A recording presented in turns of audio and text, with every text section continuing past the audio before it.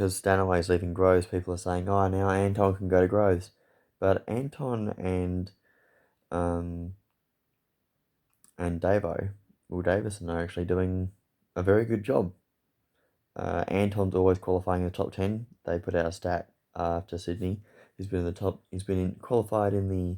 I think he's been in all the top 10 shootouts for the whole year, which is amazing. Like, his qualifying stats this year have been really impressive. The car isn't quite there, and it seems like the team aren't willing to take a big risk because, I don't know, maybe they're under pressure to get certain results or something. So, and that's just Will Davison saying, "Oh, we're stuck in a hole. We're stuck in a certain philosophy," but they're not trying to crack that philosophy and try something wildly different. They think, and I think that scared approach isn't going to get them anywhere quickly. They're not going to win races and get podiums in a hurry on that kind of strategy, on that kind of setup philosophy. It's just like a working in fear thing that they're doing. But maybe I'm wrong. Maybe they're going to defend themselves and say, oh, no, it's just, this is just what works. Because at the start of the year, they were nowhere. They were bad. But people saying, oh, Will Davison should retire because he's too old. Will Davison put it on pole at Sydney. He was fastest at Townsville on the Sunday. And he's doing a great job. He's 7th or 8th in the championship. He's doing a really good job. So the whole, oh, he's too old thing is such a load of rubbish. Should I sack you because you're 40? No, that's stupid. If you're doing a good job, you can stay. That's just fair. Obviously, Kai Allen deserves a spot in the sport because you can't be. He's doing everything right. He won the championship in his first year, which we just didn't expect. We thought that one of the guys who was winning races and getting pole positions was going to be the guy. Kai didn't win his first race until Townsville, but he was just really consistent. Kept banking points. Got to Adelaide and it ended up being in a chance of winning the title. Had a really good race on the Saturday, and then on the Sunday, Zach Best threw it away and handed Kai the title. And now Kai is doing such a good job. He's not really screwing up anywhere, so he deserves a shot. So, but I don't think DJR needs to change. The problem isn't with the drivers; it's with the cars. They're not getting the cars right. With Groves, look, Stanaway is just not doing the job. He's got to move. And he knows he has to do the job, or otherwise he's going to be moved on. He knew he signed a 1-year deal with an option for another year. That's just what happens. Hopefully he doesn't get too burned by it because it's just racing. That's just what happens in racing. There's plenty of guys out there who have come in, had a go, and not succeeded. And sometimes it's because they're not in the right team. Sometimes it's because they didn't do a good enough job. And with Richie at Groves, Richie has been. This is his third team that he's been at full time. He was at Tickford in 2018, GRM 2019, and now Groves in 2024. And yeah, he won Sandown. Yes, he won Bathurst. He is a very successful co-driver. And that doesn't always convert to full time. Greg Ritter won the Sandown 500, I think, with Marcus Ambrose in 2004. Went to FPR in 2005. Look, FPR weren't what they became in 2005, but Greg Ritter was really far off Jason Bright. I think he had one clean weekend at Shanghai where they just happened to have a good car that weekend, and he got a top 10. But I think there's a lot of other people that had bad weekends that maybe gave him that result. He wasn't getting those results on merit, and he ended up getting sacked late in the year and replaced with one of the Brabham blokes. I can't remember which one it was. I'm thinking David Brabham, but I'm not sure. And So that's an example of a successful co-driver who got that who went full time and didn't cut it. You sometimes drivers know when they're not maximizing. They know when maybe there's something more they could do and they're not doing it. And they've got the whole of their time to prove that they can do a better job. And maybe Richie doesn't like driving the car like Matt Payne drives it. And then that's just not going to work for him. So if Groves do a test with Kai Allen and go, he's driving it like Matt Payne does, then it could be very good for the team. But having two drivers with different driving philosophies isn't always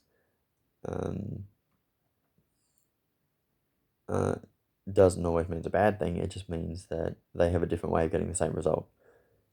But Richie isn't getting the results. So he had that excellent start at Bathurst at the start of the year where he came fourth, and then after that he's not quite been there. And he hasn't. The people say, "Oh, his qualifying hasn't been great." Yeah, and his racing's been good. He's moved up. He's raced well, but it's not like he's been putting in a strong performance, pushing hard, getting himself into the top 10. And like when you've got a fast race car, it helps the strategy heaps. You can just go, all right, we can actually sort of take it back a bit easier. We don't have to be aggressive with it. We don't have to do it 2-stop. We can do it 1-stop, and we can get a good result. So that's just that's the situation. So I don't think there should be any changes at DJR. I don't think, and Stanaway's just got to move. Tim Slade has the same has a similar. Okay, Tim Slade at the start of the year was getting top 10s. He had a really rough Bathurst, and before he got the results of the Grand Prix, he was actually thinking about about maybe retiring and just going, look, you're gonna have to get someone else. I'm not the guy. But he got some top 10s. He actually had a very very good race. They had just good race pace. I don't think he qualified all that well, and then from what was the next round? Taupo. He qualified third or fourth for the Saturday race. That was a wet race, and had the crash with Waters, and that was the end of that. Jimmy Golding had a great race car, didn't qualify as well as Timmy, and got himself into the right spot. And half the problem is having a good teammate is when he's smashing you and you're going, I really need those results. And if Timmy gets renewed for next year, you wonder what happened to the axe-wielding PremiAir Racing. You know, they sacked Gary Jacobson, they sacked Matt Cook, Mirko's gone now.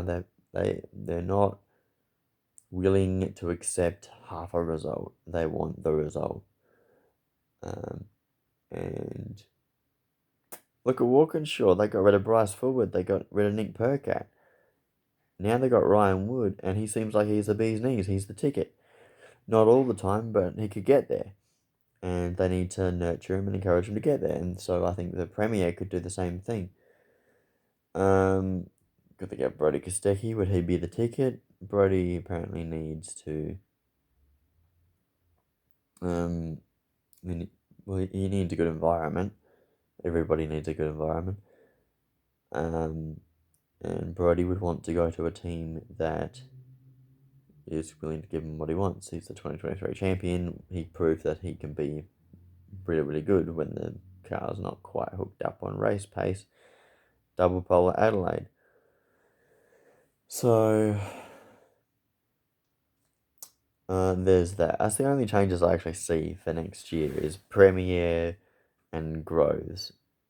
I don't see any changes at DJR. It would be a bit radical, I think. So, yeah. So if Brody moves from Erebus, then I think that Todd Hazelwood should go back to be back in that seat because he did such a good job at the start of the year. when the cars weren't quite that great. And I think that where Jack LeBrock is, that's where Todd would be. Todd would either be almost there, like he'd be around that level, at that consistent level, which is I think what they need at the moment. They need to be getting some good results. They need to be getting like DJR results, but DJR need better results, so they need to be taking risks. The important thing in a team is for them to back themselves and say, we're just gonna have a crack, and we're either gonna win or bin. That's the result we want. Because if you win, you're a hero, and if you bin it, you're an idiot. And they can try things and test them in qualifying, and except qualifying, you got bugger all time to do a lap. It'll take 8 minutes to do your out lap, do your hot lap, come in, and they only give you something like 30 minutes, so you got 3 hot laps.